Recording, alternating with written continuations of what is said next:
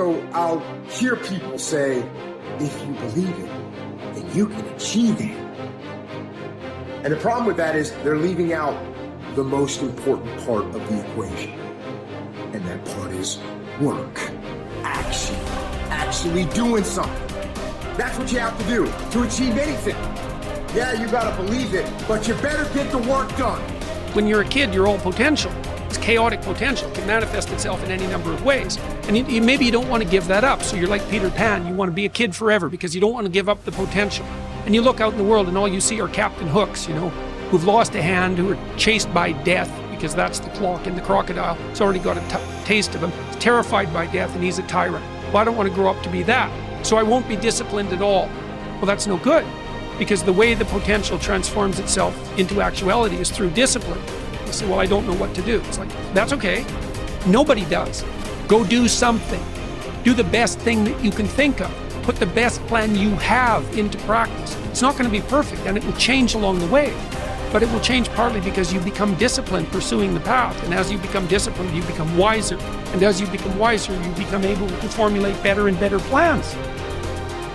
What does it take to really make the changes starting tomorrow? It also takes more than enthusiasm. I know we're hearing a lot about enthusiasm these days, but see, that just won't do the job. So you can get all excited about lifting 200 pounds till you get to the gym. And then you need a new excitement. And the new excitement is called discipline. Major step to human progress. Discipline. If there's one thing to get excited over, that's it. Get excited over your ability to make yourself do the necessary things. It's a commitment. It's not a feeling. Commitments don't have nothing to do with your feelings. You do it because you're supposed to. It's a lifestyle. Instead of hitting that snooze button in the fucking morning and not making your bed and not cleaning your house, you don't hit the snooze button. You get up. You don't want to go run, you go run. You don't want to go swim, you go swim. You don't want to make your bed, you make your bed. You don't want to clean your house, you clean your house. You don't want to study, you can study. That's how you start to callous your mind. It's going to suck. It's not going to be fun. Do something that sucks every single day of your life. That's how you grow. You will never have a greater or lesser dominion than that over yourself. The height of a man's success is gauged by his self-mastery, the depth of his failure by his self-abandonment. And this law is the expression of eternal justice. He who cannot establish dominion over himself will have no dominion over others. I mean, imagine you only have $100,000 to go buy a house. And so you go look at this house and it's like, Jesus, this house, man, it's like it needs a lot of work. It's like, well, that's all you've got. Well, are you going to pretend that the house is okay the way it is? Or are you going to look for where it's rotten and where the plumbing doesn't work and where the stove doesn't work? You have to go and look and see where everything needs to be fixed. And now it's like, that is harsh, man. And then in order to do that properly, someone has to have taught you, it's, look, you aren't your problems. Well, you are. You're most fundamentally that which, if it confronts its problems, can solve them. And that's the hero myth in a nutshell, by the way. The hero is the person who confronts horrible, chaotic potential and tames it and makes something of it, right? That's the fundamental human story. But the problem is that you have to face what you don't want to face in order to fix it. Yeah. And so you look at all the things about yourself that need to be burned off, that need to be dispensed with. And that, man, especially at the beginning, especially if you're screwed up, that might be like 95% of you just has to go up in flames. And it's painful. Even some of that stuff that you have to burn off doesn't want to die. And it'll scream in agony while you're burning it off. It's not pleasant. But if you know that you're the thing that can transcend your problems, most fundamentally, if you know you're the thing that, if it faces the problems, can transcend them, then you have the faith that would enable you to take stock of who you are. The chief task in life is simply this: to identify and separate matters so that I can say clearly to myself which are externals, not under my control, and which have to do with the choices I actually control. Where then do I look for good and evil? Not to uncontrollable externals, but within myself to the choices that are my own. Remember that among the things over which we have complete control are the goals we set for ourselves.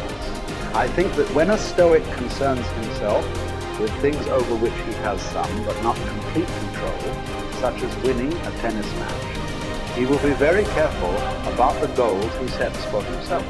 In particular, he will be careful to set internal rather than external goals. Thus, his goal in playing tennis will not be to win a match, something external over which he has only partial control, but to play to the best of his ability in the match, something internal over which he has complete control. By choosing this goal, he will spare himself frustration or disappointment should he lose the match.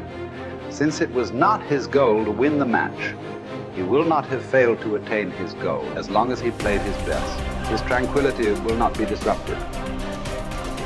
The disciplined mind conquers all obstacles and achieves greatness, for it remains steadfast in the pursuit of virtue, undeterred by distractions or temptations. Discipline is the bridge between dreams and reality, turning aspirations into accomplishment. It is the compass that guides us through the storms of life, keeping us on the path of righteousness. By mastering our desires and impulses, we harness the power to shape our destiny. Discipline is the foundation of character, the forge where resilience and strength are honed. It is through disciplined action that we transform ourselves, inch by inch, into the best version of who we can be. This is from 12 Rules for Life. Rule 4 is compare yourself to who you were yesterday, not to who someone else is today. Yes. Because you need to have a hierarchy of improvement. You need to be aiming for something, and that means you're going to be lesser than people who've already attained along that dimension. Yes. And that can give rise to envy. So the question is, who should you defeat in the final analysis? And the answer is, you should defeat your former self. You should be constantly trying to do that. And you're the right control for yourself too, because you're the one who's had all your advantages and disadvantages. And so if you want to compete fairly with someone, then you should be competing with you. And it is the case, and this is what we were talking about too with regards to the self-improvement of the fighter, is, well, if you're improving yourself, then what you are doing is competing with your lesser self. And then you might also ask, well, what is that lesser self? And that lesser self would be resentful and bitter and aggressive and vengeance-seeking and all of those things that go along with having a negative moral character. And those are things that interfere with your ability to progress as you move forward through life.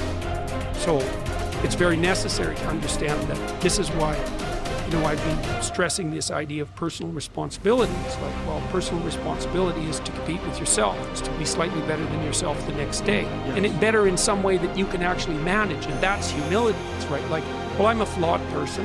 I've got all my problems. Could I be as good as person X? It's like not the right question. The right question is, could you be slightly better tomorrow than your currently flawed self?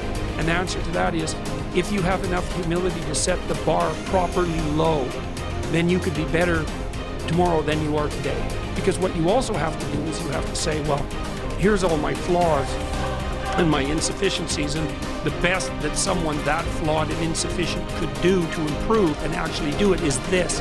And that's not worth going out in the street and celebrating with placards. It's like, well, this is why I tell people to clean the room. It's not going to brag to someone that you did that. But someone as insufficient as you might be able to manage it. And that means you actually are on the pathway to self-improvement, and you're transcending your former self. And you might say, well, what's the right way of being in the world, if there is such a thing? And it's not acting according to a set of rules. It's attempting continually to transcend the flawed thing that you currently are. And what's so interesting about that is that the meaning in life is to be found in that pursuit.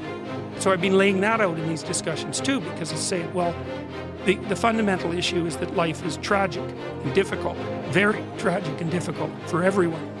And it's also tainted by malevolence, because no matter how things are tragic and difficult, but there's always some stupid thing that you could do or someone else could do that could make it even worse than it has to be. So that's life. And you need an antidote to that, because that can embitter you. Constant contact with that. Just the tragedy, but the tragedy combined with betrayal and malevolence, that makes it even worse, especially if it's self-induced. Okay, so you need something to set against that so you don't get bitter and resentful. Well, what do you set against that? Doing something worthwhile, by your own definition, say. You need some reason to get the hell out of bed on a terrible day because you've got something good to do. Well, what's the best thing you can do? Transcend your current wretched and miserable self. There's meaning to be found in that, and that's a meaning that's associated with responsibility. One of the things that I've been trying to lay out clearly is that life is hard. It's tainted by malevolence and betrayal. That can make you bitter. You need a meaning to offset. Where's the meaning to be found? Not in rights, not in impulsive pleasure, but in responsibility. You take responsibility for yourself, so you take care of yourself. If you're good at it, you have some excess left over to take care of your damn family. If you're good at both of those, then you have some excess left over to take care of your community. Those are heavy burdens. You pick up the burdens, you find that's meaningful. The best way to pick up the burden is to continually improve yourself. And that's where the meaning is to be found. And so that meaning is in the continual self-transcendence. That's letting your old self die and the new self be reborn.